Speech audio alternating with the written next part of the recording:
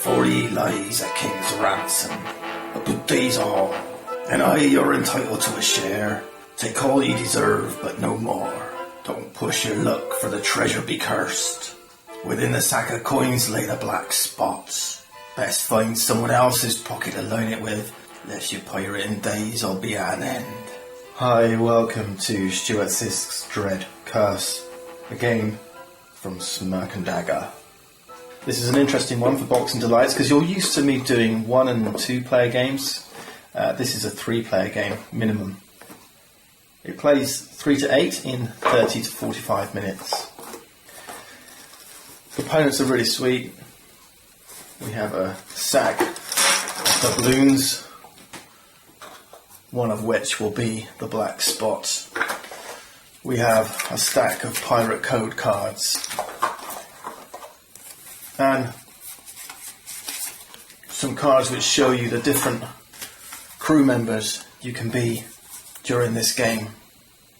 I'm going to run you through it quickly just to show you how this game plays, what it's about, how you win. Maybe you'll decide whether this game is for you and your group. I'm going to set up a 3-player game just to demonstrate how this plays. First thing you want to do is set aside the black spot, put all the other coins in the bag. Okay, this is our loot. One of these coins is -5, it's like a lead token. I think there's another black spot in here as well, but whoever ends up with the black spot at the end of the game are eliminated. What we want to do first is draw another couple of coins. We're going to make this up to the number of players. So if you're playing 3 players, you've got to draw 2 coins. Keep them face down. Okay, and we're going to shuffle them about. So one player is randomly going to get the black spot. So let's deal out our 3 players, like so, and find out which one has the black spot. Okay, the player on the far left. Now this player becomes the captain. So he takes the black spot. Everybody else will take one of these. This is that's Jacques. We need Jacques. We'll keep him to one side for now. I think there's also a reference card. Yep, we'll place that to one side. Everybody else gets a random roll to start the game. So we have the pilot and the cook. These do look a little like the characters from Pirates of the Caribbean. It says Keira Knightley here. No, maybe not. Right, so here's their coin that they start with, face down.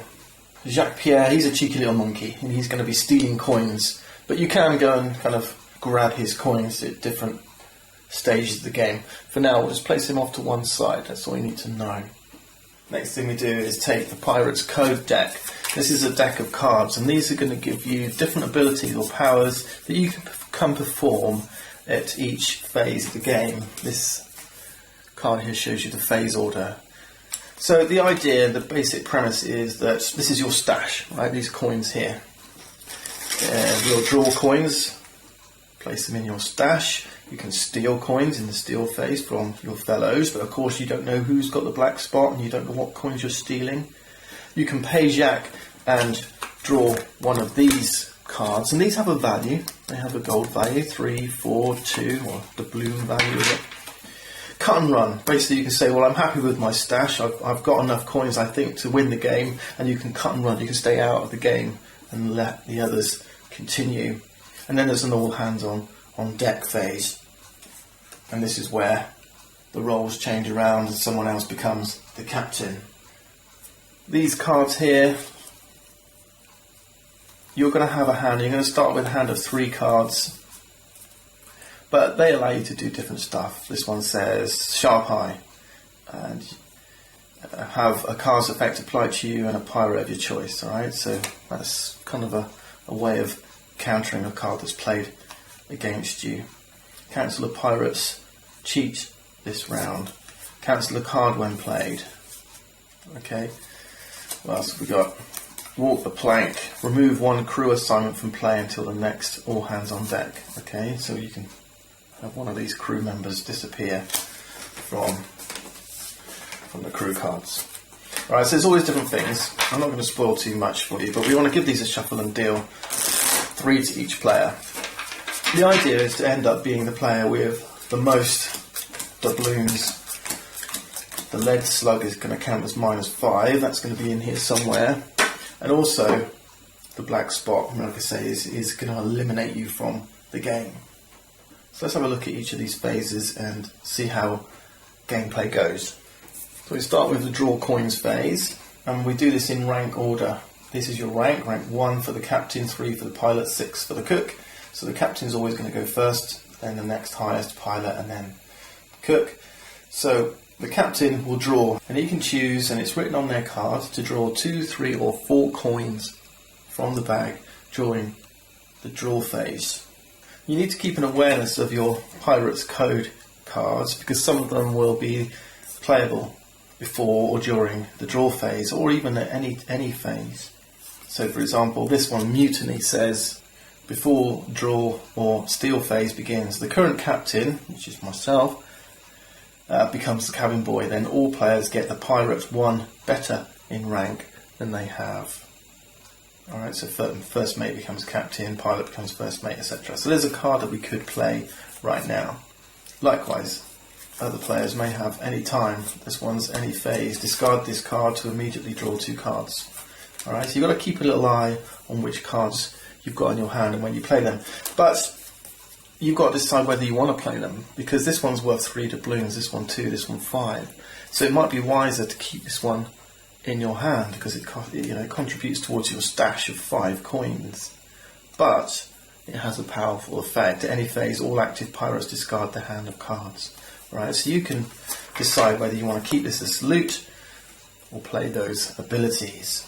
Okay, let's draw. So the captain can draw 2, 3 or 4. So let's choose 4. We want to get quite a few in our hand. So you draw these coins, and they're all going to have different values. So we got a couple of 3s and a couple of 2s, and that's going to join our black spot here.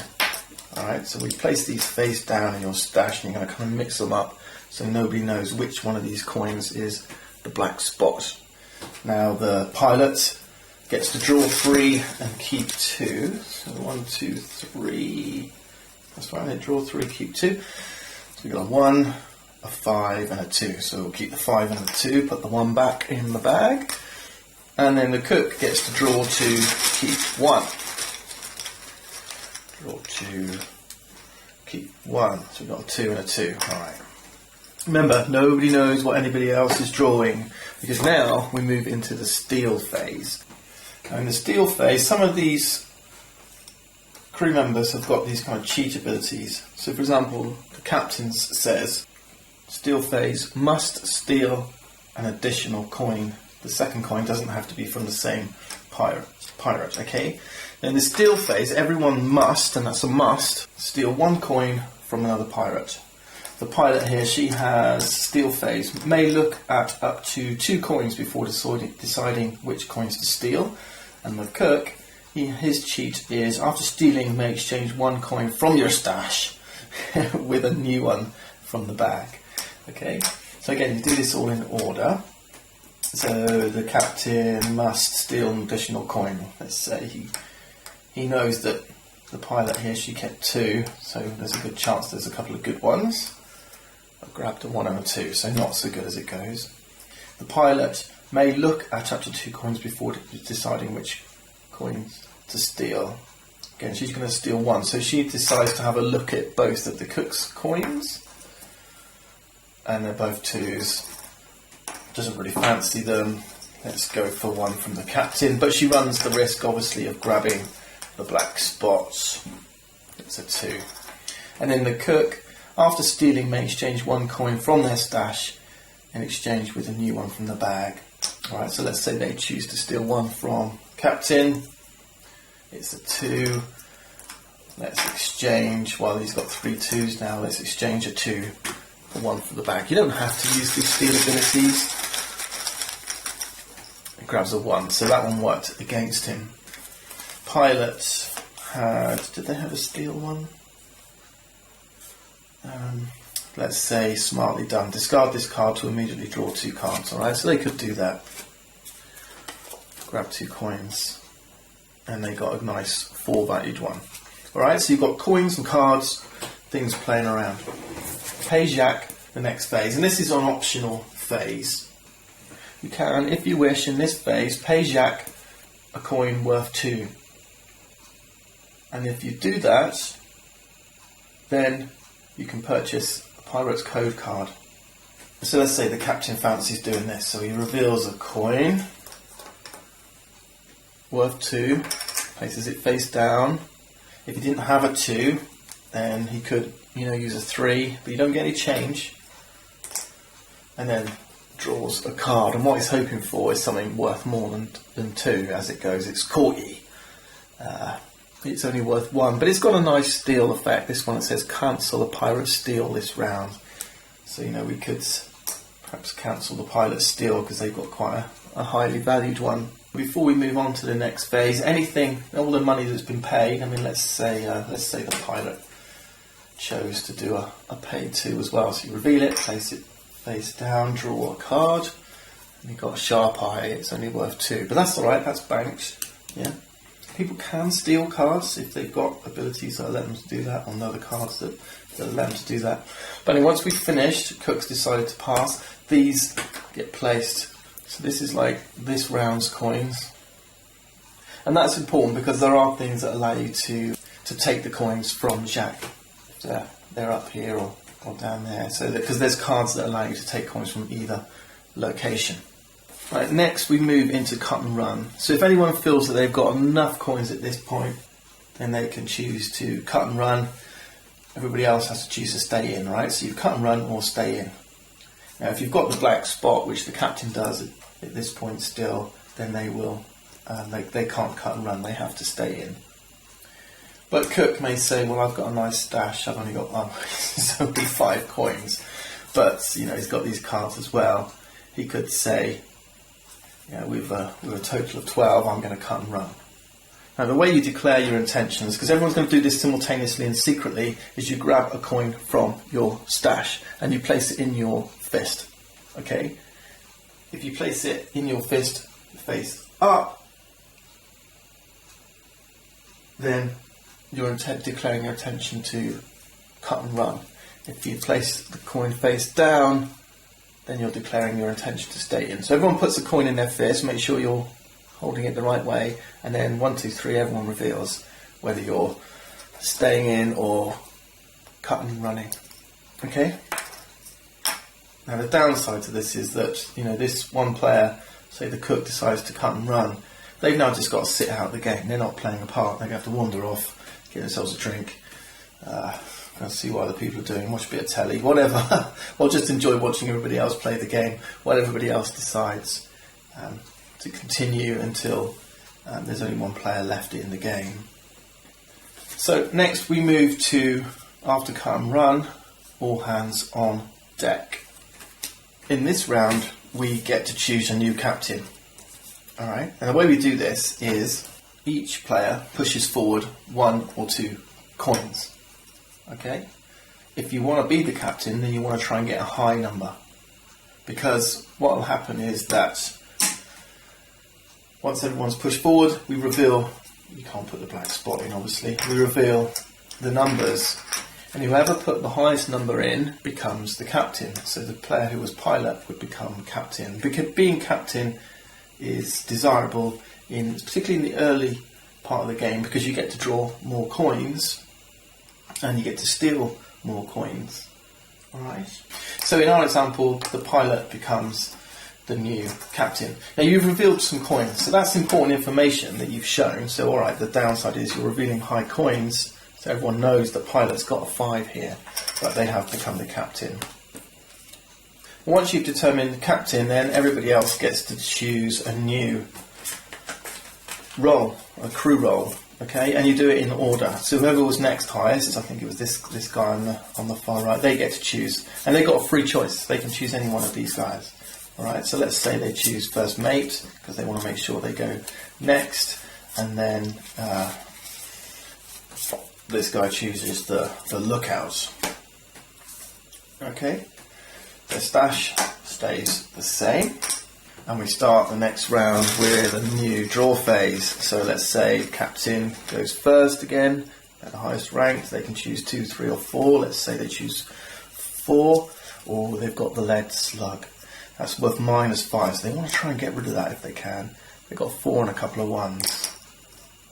Remember, the black spot, everyone knows, is still over here. First mate's next. They're going to draw, it says draw 1 less than the captain. The captain drew 4, so they get to choose 3. Good one to be. 1, 2, 3. They've got a 3, a 1 and a 2 in their stash. And then the lookout. The lookout gets to only draw 1. They drew a 1. Now as it goes, the lookout's not a good choice when you've got the black spot, because this is a good choice if you've got a nice big stash and you want to protect it. People can't play Pirates Code cards on you. However, first mate is a good way to get rid of a black spot, because it says during the steal phase you may give a coin to an active player instead of stealing one. Other useful crews, the cook is a good way, because after stealing you may exchange 1 coin from your stash with a new one from the bag, so you can get rid of the black spot. Okay, cabin boy, if you've got a nice big stash of gold coins and you want to stay in for a little bit longer, any phase cannot be stolen from. Alright, so you protect your hand. What's interesting about this game is that it's very rules light. You just follow along through the different phases, and every phase is it's very different. Withdrawing coins, stealing coins, buying cards, deciding whether to cut and run. Now I think that maybe that's the only thing I'm a little bit apprehensive about, is cutting and running and kind of being out of the game. And all hands on deck, changing crews is really good. So every phase there's something active going on, pushing coins forward to bid for the captaincy, playing these cards. And some of them can be really cheeky. Take all coins collected by Jacques Pierre this round. So if people are placing lots of coins here, you can pay this one. I mean, it's worth 4. So really, the more players in the game, the more coins are going to be here, the more valuable trained monkey becomes. So the dynamics of the game will change as the number of players change. I think really 3 is perhaps, well, it's a minimum, and it probably is a bare minimum. But there's a whole bunch of, there's 8. There's up to 8 different crew members, alright, all with these different cheats. And all pretty cool, and the artwork's really nice and thematic as well. But there's something nice about having this little stash of doubloons and stealing them from your fellows and not knowing what you're going to get. And so the game goes on. I mean, the game will end if only 1 player's left, but also if you run out of coins from the bag, then when the last coin is drawn, then the game ends immediately. And then everyone will turn over their stashes, count up. Anyone who's left with the black spot is going to be out immediately. And then you count up, and whoever's got the most treasure, that's in coins and cards, will win the game. And that's really neat, the way that you've got to decide whether you want to push your luck with staying in, playing cards, or keeping their gold value. Knowing when to stay in and when to cut and run is important. In a 3-player game, you're probably aiming for around 50 gold in doubloons and cards before you cut and run. That's got to be a minimum, really. So that's Dread Curse, a push your luck game of cunning thievery and ample turns of fortune for 3 to 8 unsavoury souls.